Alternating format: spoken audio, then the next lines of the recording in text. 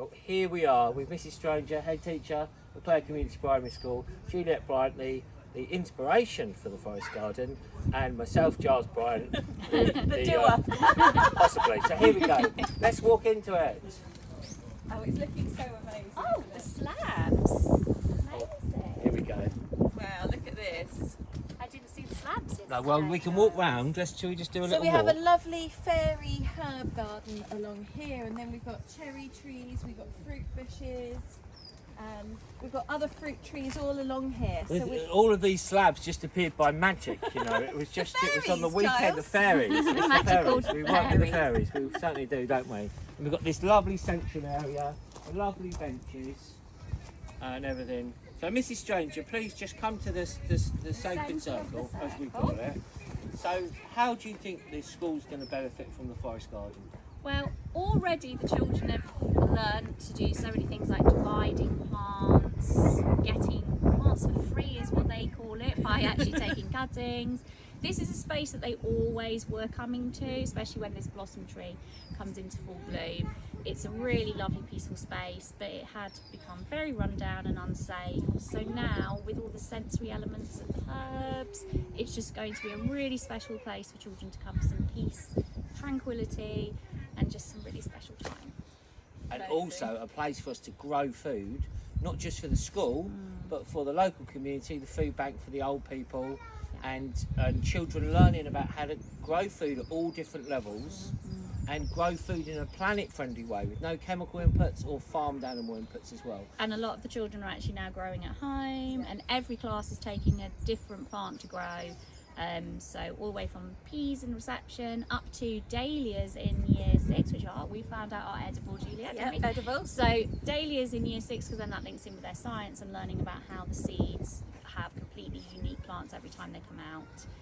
So yeah, it's a very special thing for every member of the school community.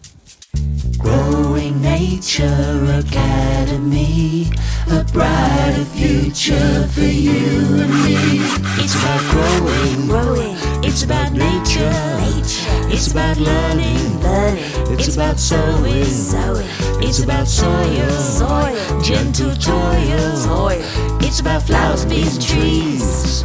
And they're free. It's organic. No need to panic. Kind to the animals, us and the planet. Growing Nature Academy, a brighter future for you and me. Growing Nature Academy, a greener future for you and me. A brighter future for you and me. So the forest garden is going to be a sacred space, a safe space for the children, for the teachers, for parents, but also for the wildlife. So what we're doing here, you might wonder, imagine the sun. This is the central sun, and out of it are the radials of the sun, which we often divide into 4, like the 4 seasons or the 4 elements. So that's what we're doing here. It's quite hard going, but not as hard as if we would have been doing it in the summer. So the idea is making these channels. This wood wheel got donated, so I took it home and cut it in half. So that's making edges, and then we'll fill it with stone like this, so it'll be like the rays of the sun when you come in. And what's more sacred than the sun? You know, in the old times, people would worship the sun, and we do now, because without it, there's no life. So yeah, it's lovely to have people here helping as well. It's half term, so we've got some willing helpers, which is really wonderful. Do with a few more strong men with mattocks though, but there we go, they don't seem to be here. But I am. Well done, Giles. That's always really good.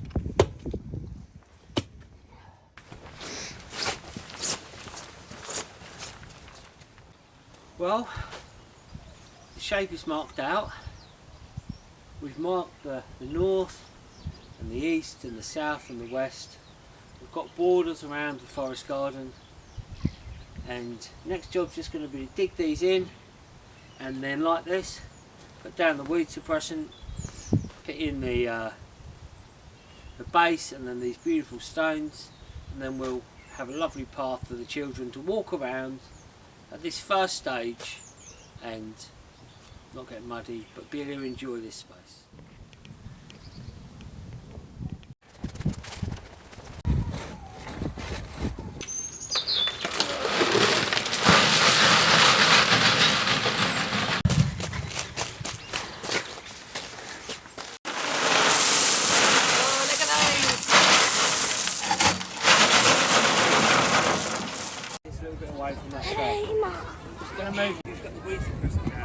So what are you guys doing right now?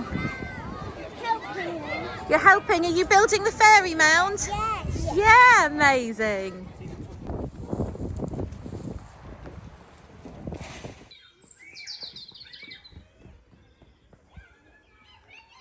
One of the most important things that we all need to learn to do is to make compost. Just come and have a little look at this. This is, there you go, look, this is filled up. And we're going to have to cover this with some old sheets and let that brew, but we need to build another one. Well, it's coming together.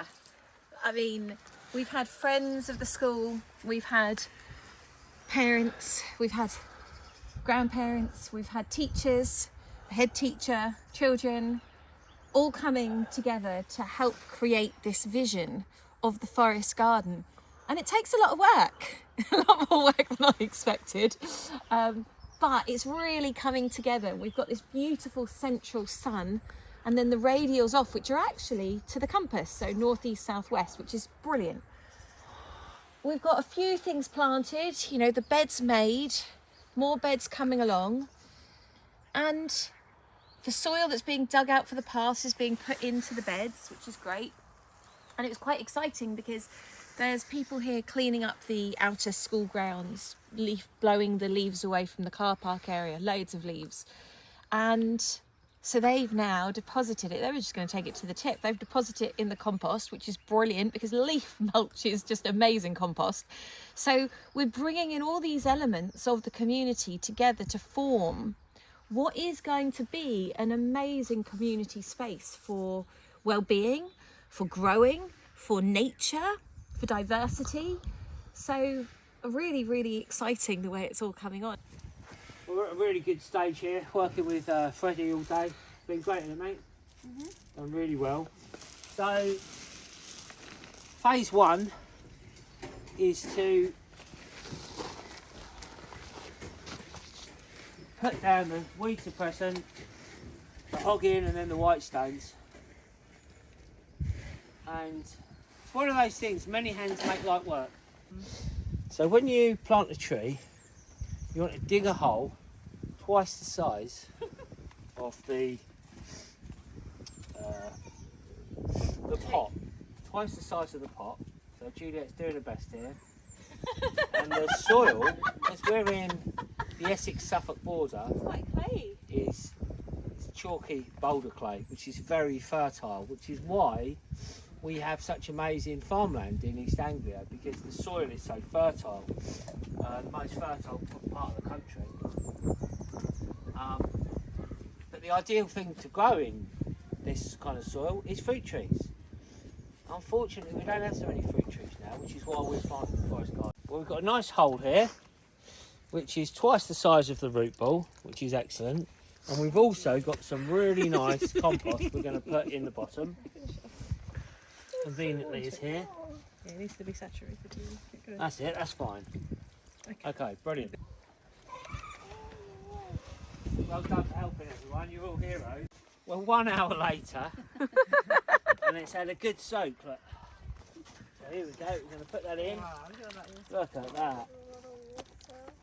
Lovely roots. Sit that in, it's got a nice root system. Now if you come and look here, you can see where this plum has been grafted onto another, what they call a rootstock. And you'll often now have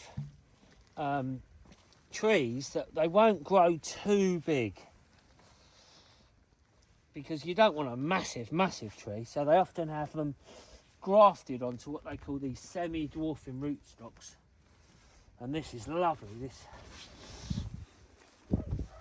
Okay, so we're going to gently firm that in. You want to always plant the tree to the depth that it came in the pot, which is what we've done here. And the most important thing when you're growing a tree, you want the tree to grow well. You want to stake it, which we're going to do in a minute, but you want to leave a weed-free area all around the plant when it's growing. That's so important. Otherwise, the competition for nutrients is what saps the tree, and we want it to grow into these nice big plums. We'll prune the hedge back, so we'll keep this nice and pruned so it's got its space to grow and shine. So what we're going to do is we're going to stake it. So ideally we'd have a couple of stakes either side, or maybe a nice strong stake in a corner, but you've got to make do sometimes with what you've got, haven't you? We don't live in an ideal world, so this is all the school's got right now, and that's fine. So we're going to create the sacred tripod. Now the thing about a tripod, it's a very strong shape. That's why you have to have a camera. We'll have a tripod, won't it? So we've got a tripod. Can you see that? Very good. Very nice, isn't it? I'm going to try and tie this up with gloves on. Might be. Do you want me to do it? So there we go. You see. Now this is like a temporary thing, but for now it will do. There you go. You see. Keep it sturdy. Lovely, colourful. We've got some really good compost here, which we're going to use as a mulch. You see, there's some sticks in there. A few weeds in there, actually. Don't want that, but there we go. And may this plum tree provide plums for the school and also for the local community.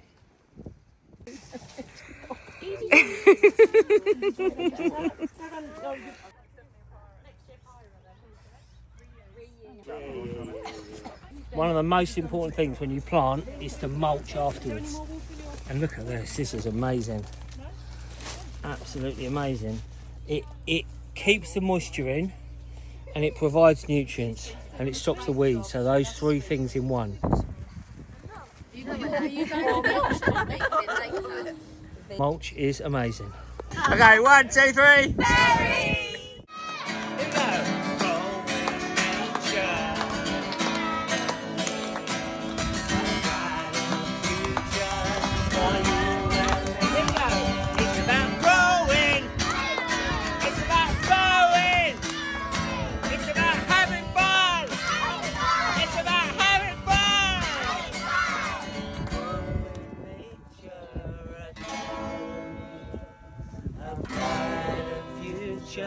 For you.